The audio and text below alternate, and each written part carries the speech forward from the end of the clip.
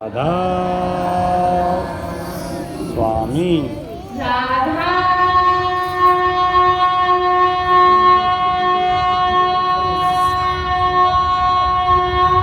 स्वामी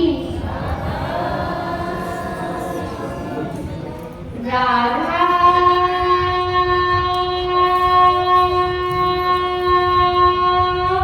स्वामी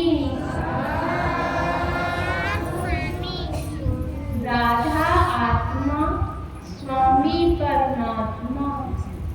राधा आत्मा को कहते हैं और स्वामी परमात्मा को। राधा और स्वामी दोनों नाम एक ही है और एक ही उनकी परिभाषा है।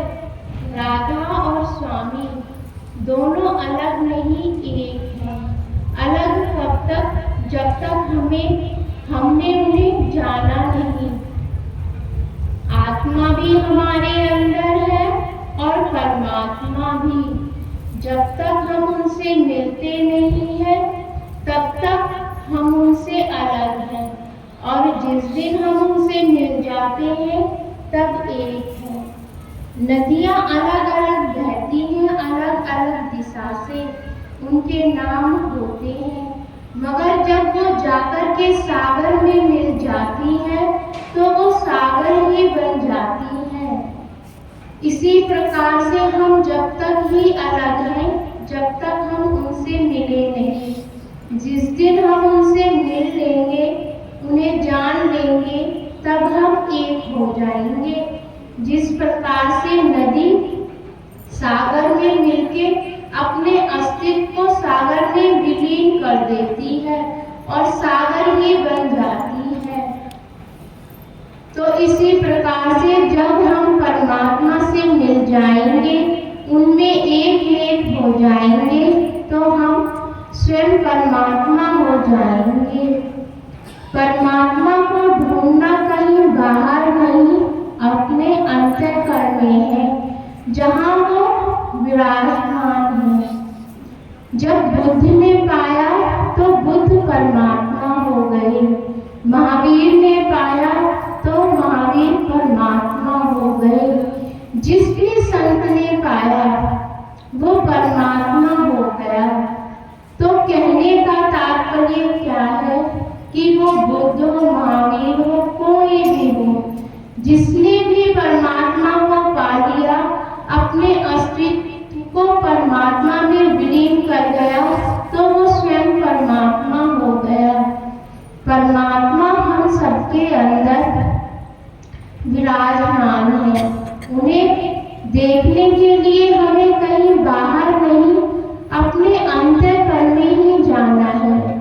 जिस दिन हम अपने अंतःकरण में अपनी यात्रा को बाहर से मोड़कर अंदर की ओर करेंगे, तब हम उनको देख पाएंगे, उनको समझ पाएंगे कि परमात्मा क्या है। जिसने भी पाया वो स्वयं परमात्मा हो गया। जिस दिन हम भी पा लेंगे, उस दिन हम भी परमात्मा हो जाएंगे। जिसने भी पाया वो स्वयं परमात्मा हो गया। जब तक हम पाते नहीं हैं, जब तक हम उससे अलग रहते हैं, तब तक ही हमारा नदी की तरह हमारा ही एक नाम है। जिस दिन हम उससे मिल लेंगे, उसमें विलीन हो जाएंगे सागर की तरह, तो हम स्वयं परमात्मा हो जाएंगे। परमात्मा को पाना, संत कहते हैं कि परमात्मा को पाना, उसे कैसे पाएं जो हमें मिला ही हुआ है। उसे कैसे खोजें जो जिसकी खोज हमारे अंदर है। उसको पाना क्या जो मिला ही हुआ है। दरवाजे खुले हैं, खटखटाने की भी आवश्यकता नहीं है। वो दरवाजा खुला ही हुआ है, सिर्फ उसके अंदर झांकना है। अपने अंतःकरण में हमें जाना है और परमात्मा को देखना है कि वो क्या है, कैसा है। हम कहते हैं परमात्मा राम है, परमात्मा श्याम है, घनश्याम है, अल्लाह है, जिस दिन हमने उसको पा लिया तो वो मैं स्वयं हो जाएगा। जिस दिन उसने पा लिया तो वो मैं स्वयं हो जाएगा। इस सत्संग का आधार है कि स्वयं को स्वयं से पहचानो। इसका तात्पर्य क्या है? स्वयं को स्वयं से पहचानना, कहीं दूर नहीं जाना है। जिस दिन हमने अपने आप को जान लिया तो हमने परमात्मा को जान लिया। बुद्ध कहते हैं कि अपने दिए स्वयं बनो, अब दीपो भव, अर्थात कि हमें अपने दिए स्वयं बनने हैं। कोई हमें बताता है, गुरु हमें रास्ता बताता है, तो वो एक राहगीर है, वो लालटेन लेके चल रहा है, तुम उसके पीछे पीछे चल रहे हो। मगर जब उसका रास्ता अलग होता है तो हम अंधेरे में खो जाते हैं, क्योंकि हमने अपना दिया जलाया नहीं। वो अपनी लालटेन लेके अपने रास्ते चला जाता है, क्योंकि उसका दिया जल चुका है। हमारा दिया नहीं जल चुका है तो हम अंधेरे में घबरा जाते हैं। कहने का अर्थ है कि जिसका भी दिया जल गया, आपको जिस भी धर्म में हो, आपको जैसा भी किसी ने बताया है, आपके ग्रंथों के हिसाब से आप वैसे ही चल रहे हो, परंतु जब वो समय आता है, जब वो बताने वाला स्वयं चला जाता है, तो तुम अंधकार में डूब जाते हो। हम घरों में दिए जलाते हैं, क्यों जलाते हैं? कि हमें प्रकाश चाहिए। परंतु जिस दिन तुम्हारे अंदर का दिया जल गया, फिर हमें सुबह और शाम की आवश्यकता नहीं होगी कि हमें सुबह दिया जलाना है, हमें शाम। जो जल ही चुका है उसको इंतजार सुबह का क्या और शाम। जिस दिन वो अंदर का दिया जल गया तो वो जल गया, फिर उसको बार बार जलाने की आवश्यकता नहीं है, क्योंकि बाहर के दिए के लिए हमें तेल और बाती की आवश्यकता है, परंतु अंदर के दिए को जलाने के लिए हमें भजन की आवश्यकता है। जिस दिन वो भजन हमारे अंदर आ गया, भजन का नाम कुछ भी हो, हम सोचते हैं वो राम राम कहने से ही मिलेगा, वो राधा स्वामी कहने से ही मिलेगा। नाम एक शब्द है, परमात्मा एक धुन है। नाम कुछ भी पकड़ लो, नाम कुछ भी पकड़ लो, सिर्फ अंदर जाने की बात है, क्योंकि नाम में राम नहीं है, नाम में राम नहीं है, वो तो हमारे अंदर है। आप सभी ने वाल्मीकि के बारे में सुना होगा, जाना भी होगा, जिन्होंने रामायण लिखी है। वाल्मीकि जी पहले कौन थे? वो एक डाकू, उनका नाम क्या था? रत्नाकर। वो डाकू थे, तो उन्होंने बहुत से पाप किए। जब उनकी मुलाकात एक दिन नारद ऋषि से हुई तो उन्होंने कहा, अभी ध्यान देना, रामायण के रचयिता जिन्होंने रामायण लिखी है, तो उनको देखो, जब नारद ऋषि मिले तो उन्होंने कहा, तुम इतने सारे ये पाप कर रहे हो, इसका भागीदार कौन होगा? तुम स्वयं होगे, तुम्हारा भागीदार और कोई नहीं होगा।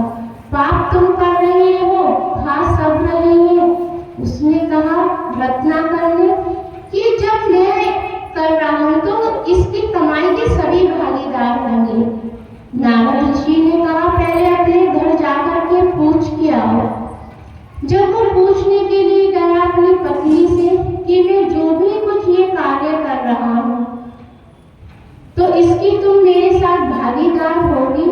तो पत्नी ने उत्तर दिया कि मेरा ये तुम्हारे सुख में और दुख में साथ देना ये मेरा धर्म है, कर्तव्य है, परंतु मैं तुम्हारे पाप की भागीदारी नहीं होगी। जब माँ बाप से पूछा तो उन्होंने कहा कि हमारी सेवा करना तेरा कर्तव्य है, हम तेरे पाप की भागीदारी नहीं होंगे। बच्चों ने भी मना कर दिया। जब रत्नाकर जब नारद ऋषि के पास पहुंचे तो उन्होंने कहा कि ये सब मैं पाप किसके लिए कर रहा हूँ? अपने परिवार के लिए, और ये सब कुछ जो भी मैं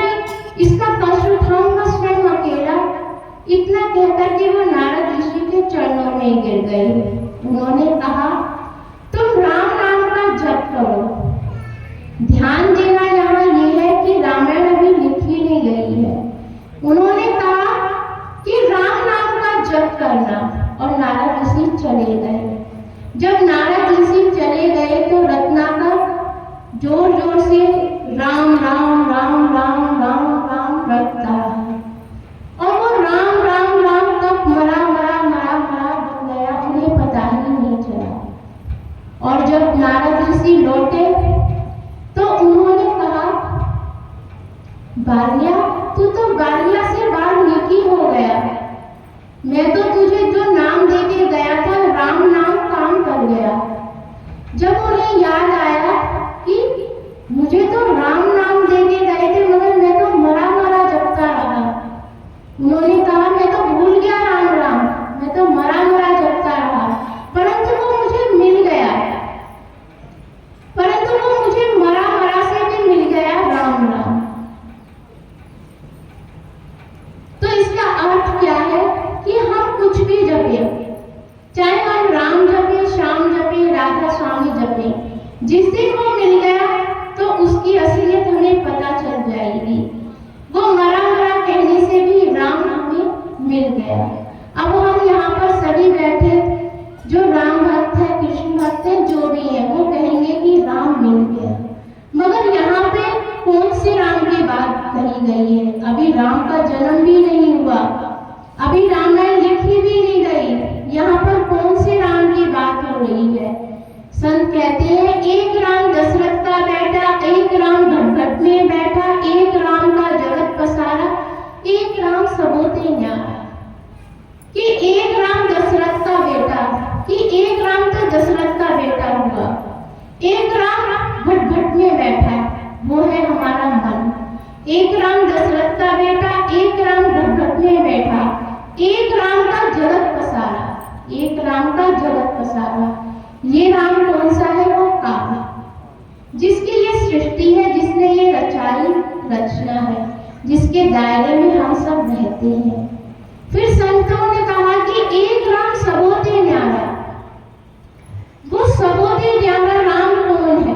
जो कृष्ण ने पाया, राम ने पाया और सभी उसको पाकर के वो परमात्मा हो गए।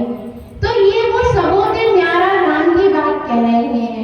ना ये दशरथ के पुत्र राम की बात है, ना ये घटघट में बैठा वो हमारा मन, जो हमें समझने नहीं देता है कि जिंदगी की असलियत क्या है, हमारी आत्मा कहाँ से आई है और हमें कहाँ जाना है। तो कहते हैं कि एक राम सबोते न्यारा। तो जो वाल्मीकि जी को बताया गया वो सबोते न्यारा राम, जिसकी अभी रचना भी नहीं हुई, कहानी भी नहीं लिखी गई, वो रामायण भी नहीं लिखी गई। तो यहाँ पर वो उस सबोते न्यारा राम की बात कही जा रही है कि जिस क्षण वो मिल गए तो वो मैं से मैं क्या सागर हो गई, नदी सागर हो गई। अभी वो नदी थी मगर जब वो सागर में मिली तो वो सागर हो गई। तो यहाँ पर उस सबोते न्यारा राम की बात कही जा रही है, वो संतों के राम की बात कही जा रही है कि वो जो राम जो